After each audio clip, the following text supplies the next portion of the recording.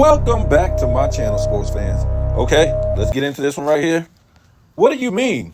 LeBron James, a top two player of all time, is not on the all-time great decade team? What? LeBron James didn't win 3 championships in a decade with one team? Or didn't three-peat? Wow. Wow. we keep They keep telling us this guy's like top 5, the GOAT, number 2, and he's not part of a dynasty? Oh, goodness. What's going on here? 21 seasons and not on a dynasty team. I mean, this guy should be on at least 2 dynasty teams. Wow. Well, he did win 3 championships in a decade, but it wasn't with one team, so that doesn't count, right? He had to keep running to get the best players at the time and the youngest players at the time just to win championships, right? So what you see on your screen right here are Hall of Famers that was a part of a decade team. Now, some of them wasn't there for the dynasty, the entire dynasty, but they were a part in making this dynasty. And most of these guys, what you see is they were there for the entire dynasty, right? We went over videos and we had the greatest trios of all time, and LeBron was not in that, right? The greatest trios that won the most championships. LeBron was not a part of that. So in the greatest trios, you had to at least win 3 championships. Where you have Manu, who was it? Parker, Duncan, Robin, Jordan, and Pippen. Who we had? Worthy, Magic, and who else? Kareem. And I think another one was, well, you can throw in Michael Cooper now. Another one was Magic, Kareem, and Michael Cooper. Or you could throw in Wilkes, whatever. And then you had Bird, Parrish, and then you had and McHale. Those were all-time great trios. I might have been missing 1 or 2. No, that's about it. And when we go to duos, the greatest duos of all time, it's the same thing. You had to win at least 3 championships to be on the duo, my fault. You had to at least win 3 or more. You can't win 2 because there's too many duos that won 3 or more. 2 ain't going to qualify you. That goes along with the trios too. There's too many trios that won 3 or more. And if you want to take a step down, who wasn't a Hall of Famer, I mean, I guess we could put Horace Grant in there for on a trio. And then Michael Jordan has two different trios, just like Magic and Kareem would, but they had Hall of Famers. So look, I've been getting a lot of requests to do the WNBA. And not just the WNBA, basically Caitlin Clark and Angel Reese. Look, I'm not going to do it. I don't watch the WNBA. So why am I going to advertise the NBA? For one, I don't watch it. For 2, they're not paying me to advertise their game. Now, I got a funny suspicion there are guys or channels who are getting paid by the WNBA to do content. That's all I'm going to say. These channels get like real big and people come to them and see if they'll put their stuff out there. You know, the NBA or ESPN or whoever. Look, man, it's trash. It's trash.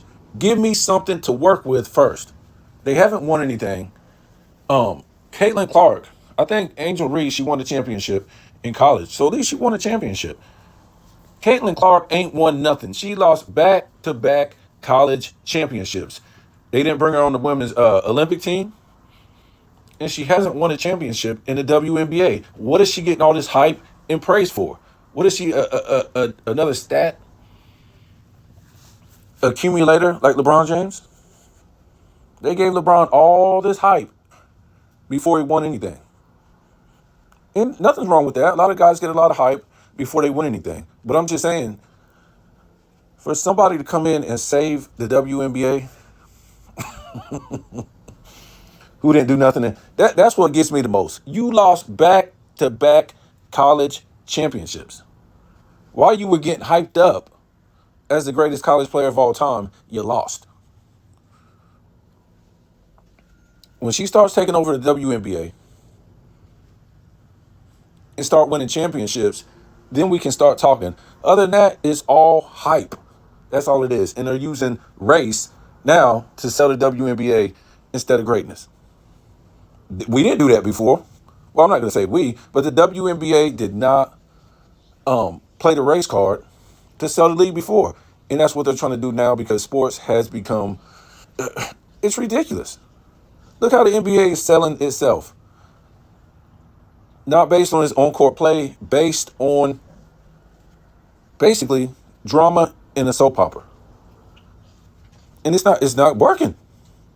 It's not working. People want to see NBA players get back to playing positional basketball, playing American basketball, and being men. Not having podcasts, not playing hot potato on the three-point line. We want to see these guys play like men, be competitors, stop all these super teams, and compete. You're paying the highest prices, and these guys are supposedly making the most money, which I don't know how. Nobody's watching it. What is it, a tax write-off? I mean, I know they're making money because, even NHL, nobody watches this. MLB, nobody watches this, and they still make money. But I'm just saying, how are they getting these crazy TV contracts and nobody is watching it? They got the worst season ratings. They got the worst holiday ratings. They got the worst playoff ratings. And they got the worst NBA final ratings in NBA history. All four of those things in NBA history, basically starting in the 2020s. It's been going on for a while, since about 2007. But in the 2020s, it is awful. Nobody's watching this. So this is how they're promoting their league, not based on the on-court play. It's about dissing past players. It's about podcasting. It's about somebody having a hot take or saying something stupid that plays in the NBA or used to play in the NBA. That's what it's about. It's not a real professional league. You see these guys right here on your screen? These guys played in a real competitive professional league. That's what they played in. That's what they played in.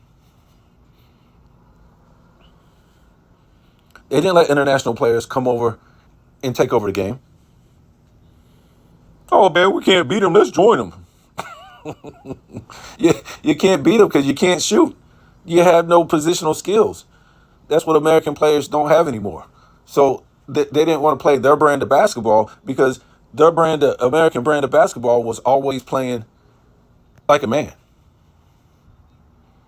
And that's why international players just couldn't come over and take over the game. Yes, international players have always been in the NBA, even in the 80s and 90s. But they could never take over because we played American ball. As soon as LeBron and his class start going to international games playing and getting curb stomped, we had to start playing, well, I won't say right away, but eventually we had to start playing international basketball. Look at Manu Ginobili. Should we do a whole video about this guy? This guy beat LeBron 3 times. 1 time in the Olympics and 2 times in the finals. A plumber is what the LeBron fans would call this guy today, a plumber. Oh, but we haven't heard nothing about him being a plumber. But if he played in Michael Jordan's era, he would be a plumber. Brett Barry, who won the dunk contest. Same dunk contest LeBron is scared to partake in. This was the first plumber to win a dunk contest and then beat LeBron in the 2007 finals. is plumber. What about the plumber from Denver? No all-star teammate, no all-NBA teammate, no all-defensive teammate, no Hall of Fame teammate, no top 75 teammate.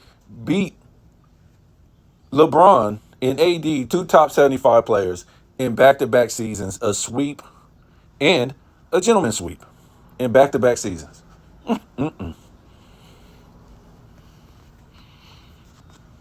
How about your boy that just won the dunk contest in back-to-back seasons? Another plumber. But LeBron is too scared to partake. Okay, maybe dunking really ain't your thing. Maybe you ain't that athletic, but these plumbers are. You got a plumber out there out dunking you in back-to-back seasons, beating you. Another plumber beat you in back-to-back seasons. You got a plumber the first plumber that won the dunk contest beat you in the finals. You got a plumber that beat you in international play in Olympics and then beat you 2 times in the finals.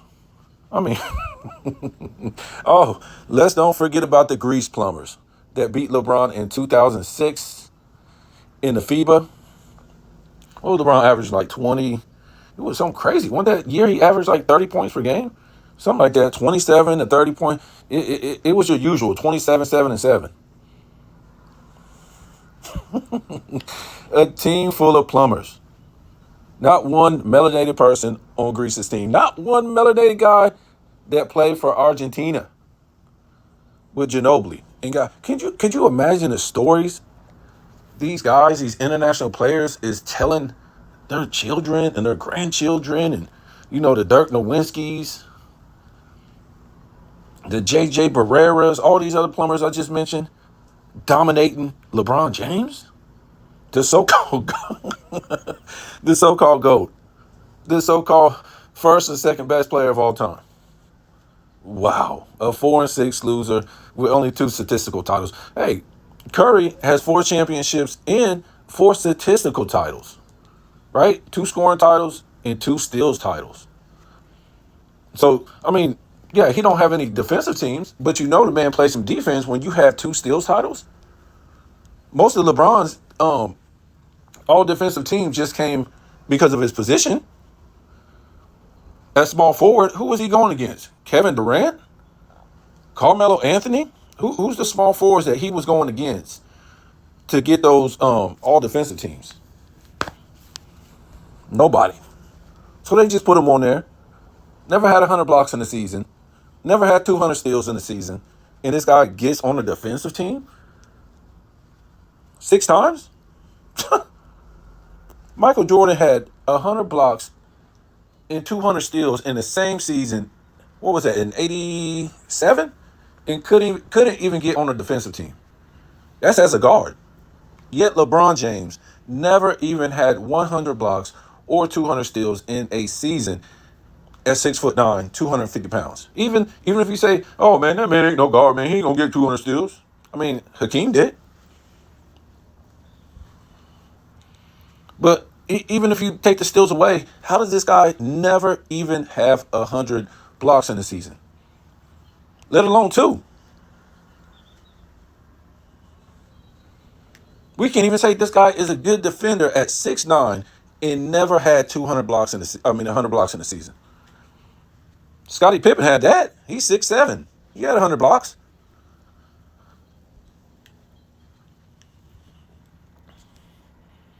LeBron James, a career that is made up.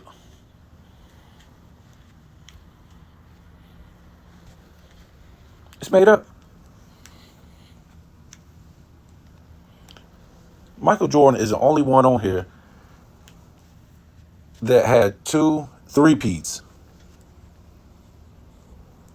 in the most defensive era of all time. The 90s. The golden age.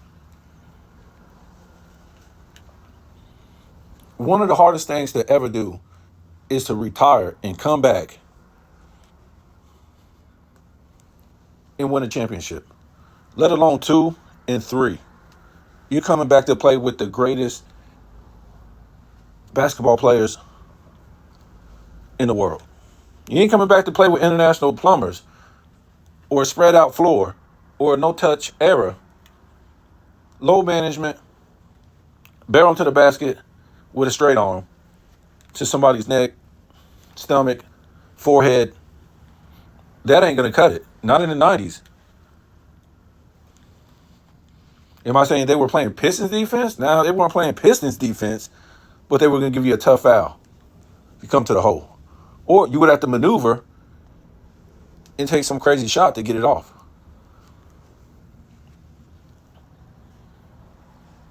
So the first three-peat, that was one thing. But the second three-peat,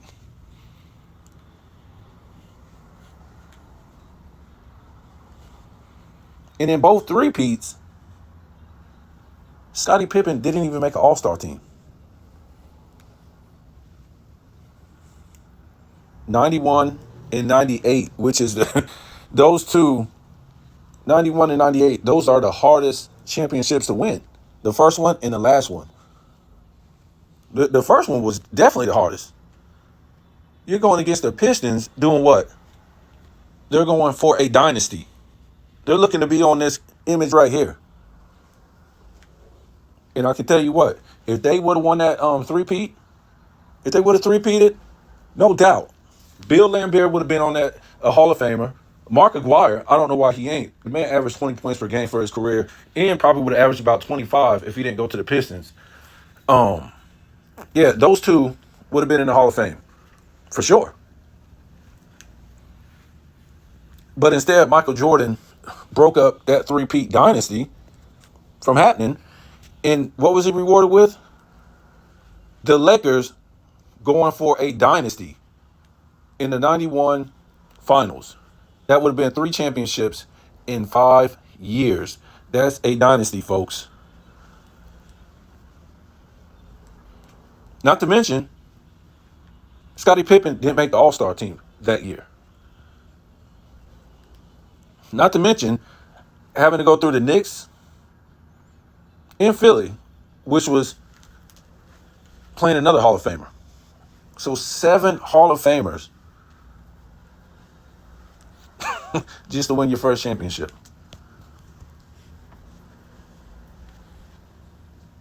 And then 98, who are your shooters? Not Pippen. He can't even shoot at that point.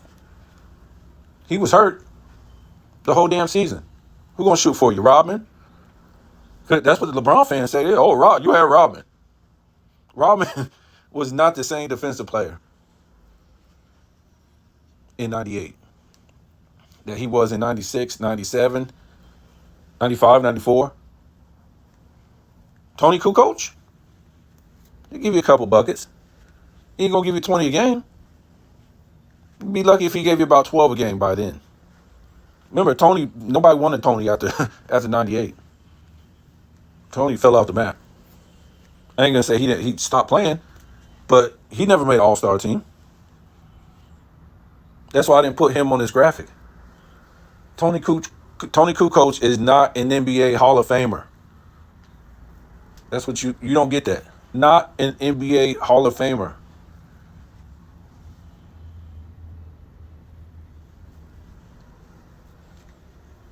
Oh, Manu Ginobili ain't all. He's an NBA Hall of Famer. I can guarantee you he's going to be an NBA Hall of Famer in the coming years. Yes, we all know he's an international. He's going to be an international Hall of Famer, but he's going to be an NBA Hall of Famer too. And if he's not, take him off the graphic. I'll take him off the graphic. He's going to be an NBA Hall of Famer.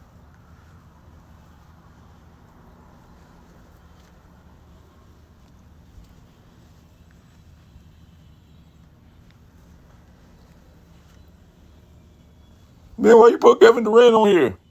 I didn't say Kevin Durant was part of the entire dynasty.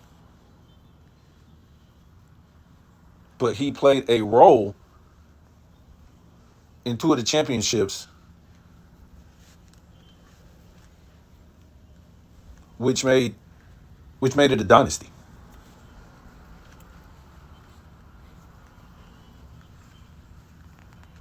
And when you look on here, basically Michael Jordan had the least amount of help. I mean, you can say Shaq and Kobe.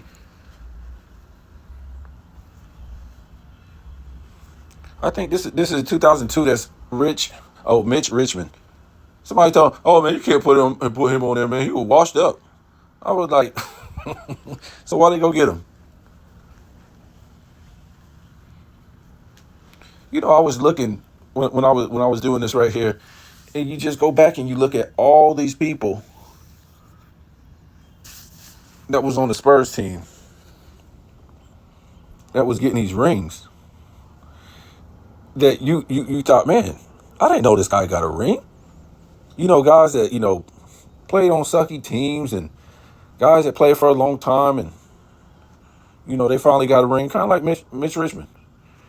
And I saw um, Big Dog Robinson. I think he was on the 2000 and I want to say, was he on the 2007? I think he was on the 2005 Spurs team.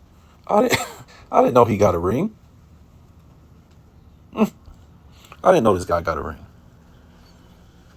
Good for him. I used to watch Purdue all the time. I love Glenn Dog Robinson, Big Dog Robinson, Glenn Robinson. I thought he was going to come into the NBA and really dominate. I really did. The way he dominated college, I thought he was going to dominate. But NBA it was just tough back then, man. It was just tough. I'm trying to tell you. It was tough, but it was good, right? Life in the 80s and 90s, it was tough, but it was good, right? Because we always had, as far as, being poor, it wasn't a lot of outlets to get money.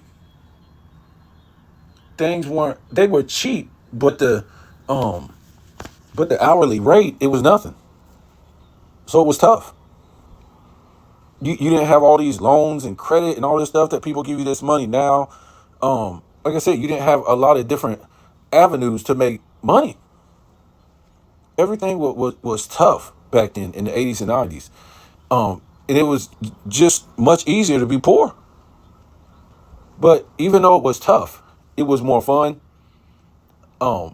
Everything was always better. The music, the movies, the TV sitcoms, the sports, the fashion, everything was just better. Even though it was tough, everything was real.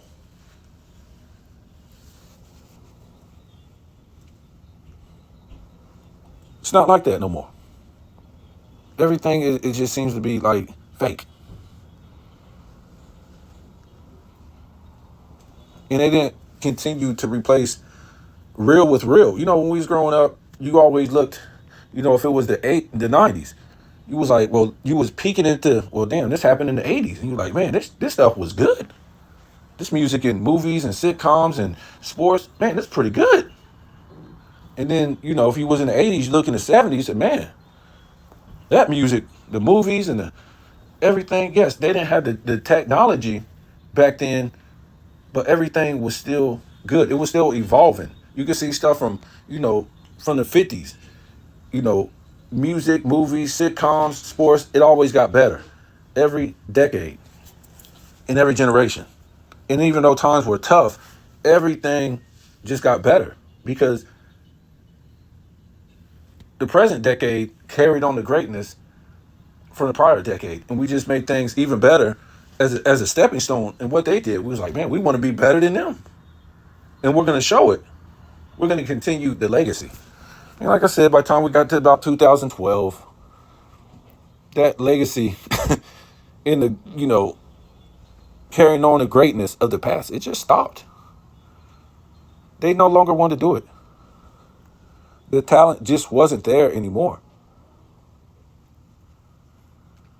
And then now they start telling us that this is great and this is better and this is the most talented. Not from what we see. It's just people telling you. You don't see it, you don't feel it, you don't experience what they're telling you. You're just supposed to accept it. Like, no. It don't work that way.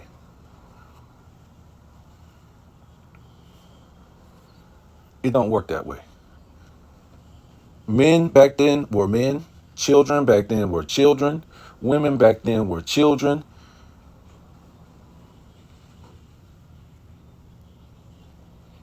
in the arts was just off the chain. And when I talk about arts, I'm talking about everything: music, movies, sitcoms, sports, fashion.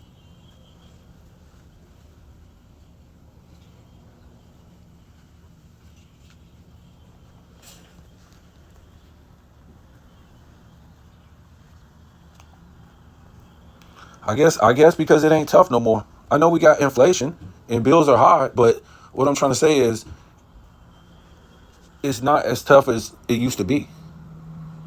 People could just come in this country now and don't know any English, haven't had to, their ancestors fought in any wars, haven't paid any taxes, and they just come in here, not doing it the right way, and make $1,000 a week.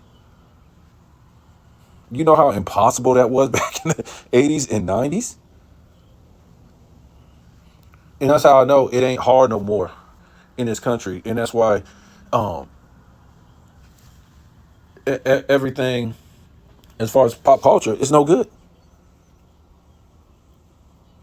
And when I talk about pop culture, I'm talking about what I just talked about: the music, the movies, the sitcoms, the fashion, the sports, all this pop culture is no good anymore because it's not tough in this country no more, which means it's not competitive in this country no more. Not just in the United States, in the world. It's not competitive.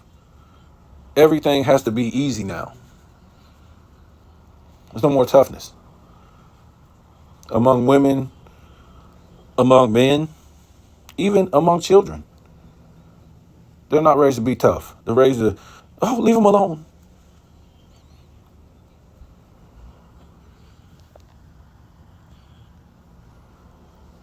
This is the LeBron era. And it goes right along with his era. Not being tough, taking the easy route, going to Miami. And you might look on the screen, man, look at all these guys that played together, man. They was Hall of Famers. How come LeBron can't have this? Well, LeBron can do whatever he wants. You got to remember, most of these guys on the screen, let's take the Celtics. And you look at Tiny Archibald. You look at Dave Cowens. They was already with the Celtics, right? And Larry Bird and McHale got drafted. Yes, Robert Parrish came over. That's one free agent. And Bob McAdoo was way past his prime. Let's take the Lakers right here, right? You got Jamal Wilkes. Who do you got? You got Jamal Wilkes. You got Michael Cooper. And you got Kareem. They were already on that team. And Magic got drafted. And then Worthy got drafted. You go to the Celtics. And then they add Dennis Johnson. Dennis Johnson way past his prime when he went over there. He basically wasn't even scoring. He was just playing defense. It was like a Dennis Rodman. Dennis Rodman was never a scorer, but he was way past his prime. And you take Bill Walton. He was a six man. Came off the bench. They ain't even want him no more. You know the Bill Walton story. He was hurt.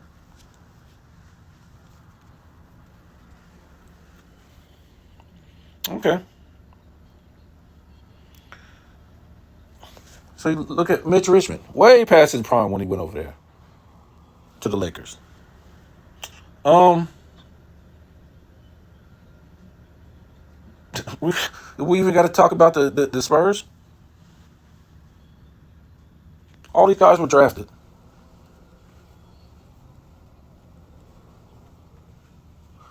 LeBron wasn't playing with one or two great players and then went and got a guy past his prime. He didn't do that.